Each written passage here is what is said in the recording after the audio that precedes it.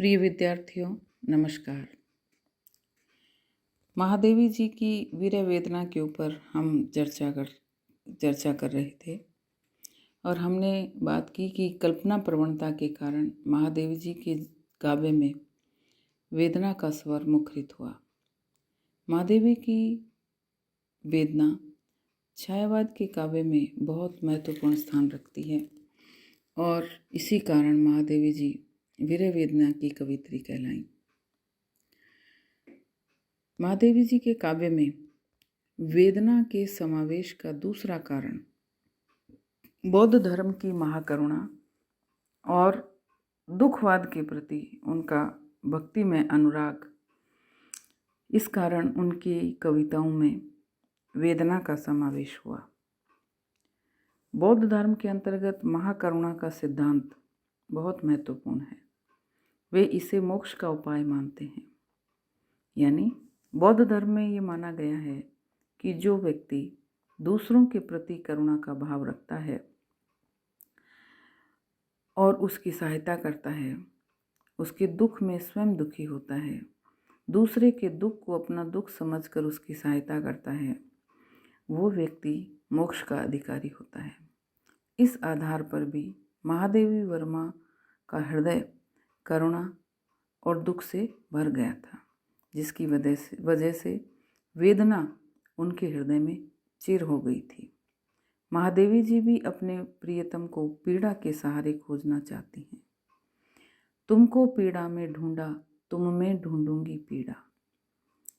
बोधिसत्वों की जो दिनचर्या है वो महाकरुणा पर आधारित होती है। दुखित तत्व ही इसके पात्र हैं। यानी जो बौद्ध धर्म के अनुयायी हैं वो संसार के दुखी व्यक्तियों का सहारा बनना चाहते हैं। जातक में इस संबंध में अनेक अंतर कथाएं आती हैं कि बुद्ध अनेक जन्मों तक प्राणी हित के लिए अनेक बार त्याग और यत्न करके बुद्ध हुए थे। जातक की एक कथा है। लोक कथा का दुख दूर करने के संबंध में बुद्ध का भिक्षुओं को संदेश है कि भिक्षुओं बहुत जनों के हितों के लिए, बहुत जनों के सुख के लिए, मनुष्यों के प्रयोजन के लिए, हित के कारण विचरण करो। यानी लोगों का दुख दूर करने के लिए तुम संसार भर में विचरण करो। बुद्ध की वाणी में जो विश्व मानव की मंगल कामना छिपी हुई है वही महादेवी जी की कविता का प्राण और वेदना का मूल है।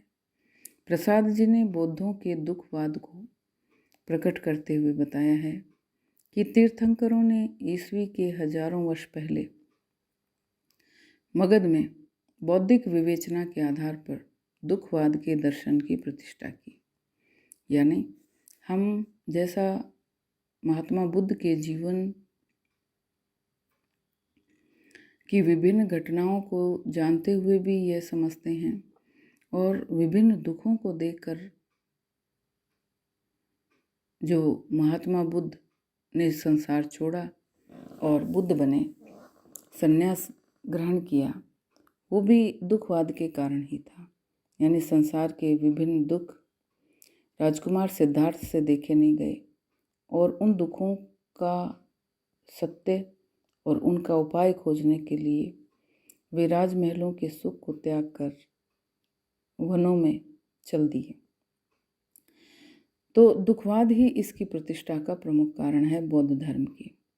और महादेवी वर्मा इसी दुखवाद से प्रभावित थी। यानी दूसरों के दुख को दूर करने के लिए अपने जीवन को न्यौछावर कर देना, ये दुखवाद है। तो उसको सूक्ष्म दृष्टि से देखने पर विवेक के तर्क ने जिस बुद्धिवाद का विकास किया वह दार्शनिकों की उस विचारधारा को अभिव्यक्त कर पाया जिसमें संसार दुख में माना गया और दुख से छूटना ही परम पुरुषार्थ समझा गया। दुख विवृत्ति दुखवाद का ही परिणाम है। दुखवाद जिस मनन शैली का फल था वह बुद्धि या विवेक के आधार पर तर्कों के आश्रय में बढ़ती रही। महादेवी जी ने बुद्ध के दुखवाद का प्रभाव स्वीकार किया है कि महात्मा बुद्ध ने कहा था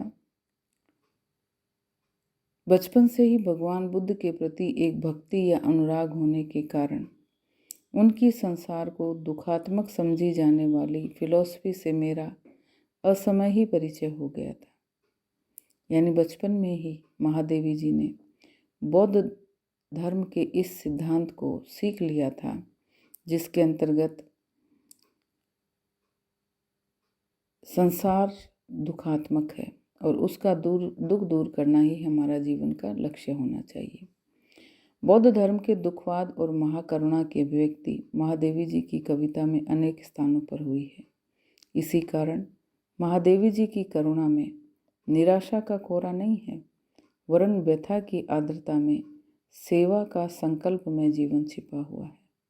उनकी करुणा बाधाओं को सहन करने वाली और लोक कल्याण को लेकर चलती है।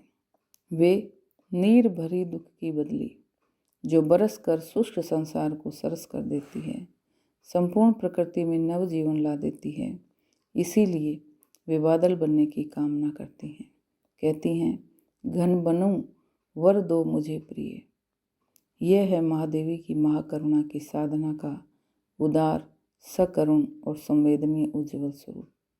बौद्ध धर्म की दुखदायी धारा को अपनाकर महादेवी जी ने भी संसार की स्वार्थपरता पर अपनी व्यथा व्यक्त की है। सामाजिक वैषम्य एवं समाज की स्वार्थपरता उनके हृदय को दुखी करती है। वह मुरझाए फूल को संबोधित करके कहती हैं, मत व्यथित हो फूल, किसको सुख दिया संसार ने।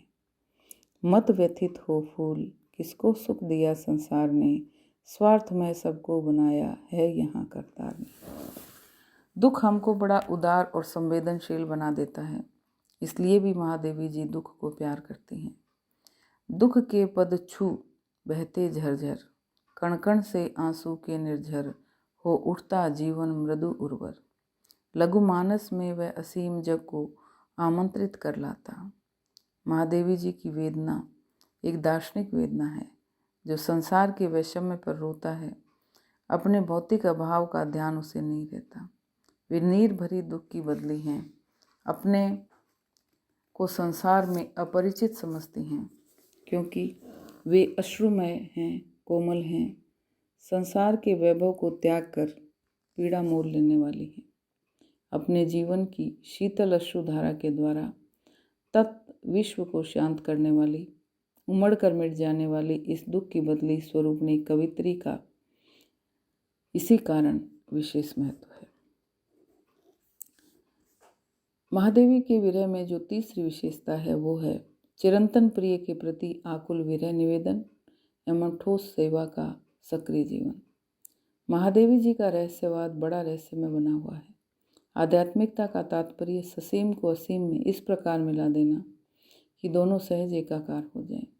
जितना हम असीम के प्रत्यक्ष रूप विश्व से जोड़ते हैं, उतना ही हम व्यापक विश्व में समाये हुए असीम की अखंड सत्ता के सामीप्य का अनुभव करते हैं। वास्तव में वह दूर कहाँ है? हम कभी भी अपनी और विश्व की दूरी को दूर कर सकते हैं। इस मिलन के मार्ग में जो कठिनाइयाँ आती हैं, उनसे ही विरह वेदना एवं कसक की अनुभूति होती है। जब स्वार्थ बढ़ जाता है, तब हम बहुत अधिक आत्म केंद्रित हो जाते हैं और अन्य मनुष्यों से दूर हो जाते हैं। यही विश्व मानव से हमारी दूरी उस असीम से दूरी है, जो महादेवी जी की सेवा के संकल्प में जीवन में वेदना अनुभूति लाती है। उन्होंने कहा भी है, रंगमय है देव दूरी। महादेवी जी के रहस्यवाद के मूल में अद्वैत चिंतन है। उन्होंने आत्मा को परमात्मा के विरह में व्याकुल बताया है। इसी आध्यात्म तत्व को उन्होंने सांकेतिक दाम्पत्य भावसूत्र के माध्यम से व्यक्त किया है। यूँ तो ब्रह्म और जीव एक हैं, जैसे काया छाया रश्मि प्रकाश घन और तड़ित। मैं तुमसे हूँ एक, एक है जैसे रश्मि प्रकाश, मैं तुमसे हूँ भिन्न, ज्यों घन से तड़ित विलास।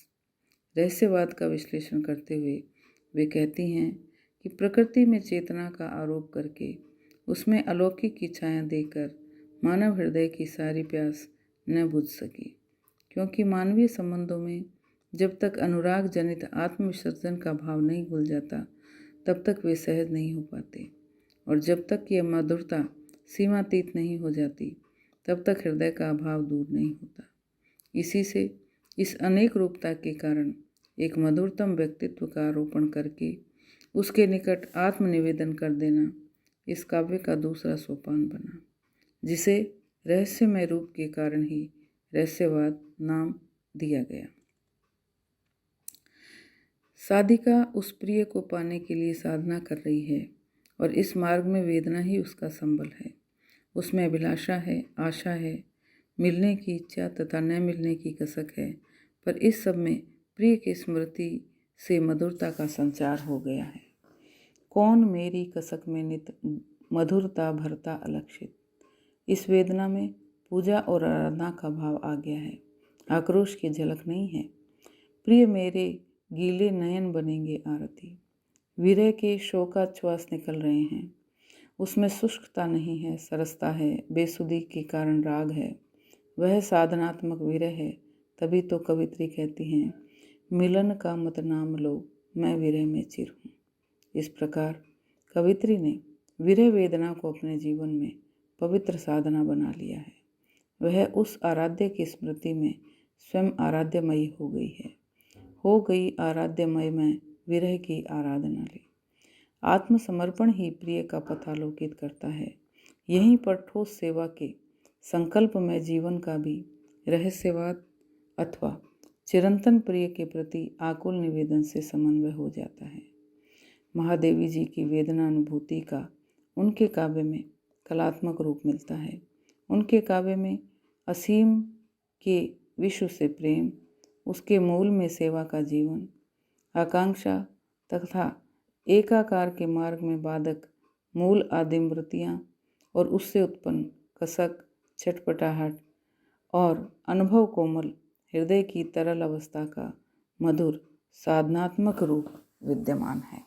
इस तरह महादेवी जी की वेदनानुभूति छायावाद की महत्वपूर्ण विशेषता है और संसार के सुखों की साधना या संसार के प्राणियों को सुख देने की साधना महादेवी जी के वीरानुभूति का मुख्य उद्देश्य बनी है। इसलिए महादेवी जी की विरह साधना, विरह वेदना हिंदी साहित्य की प्रमुख धरोहर है। धन्यवाद।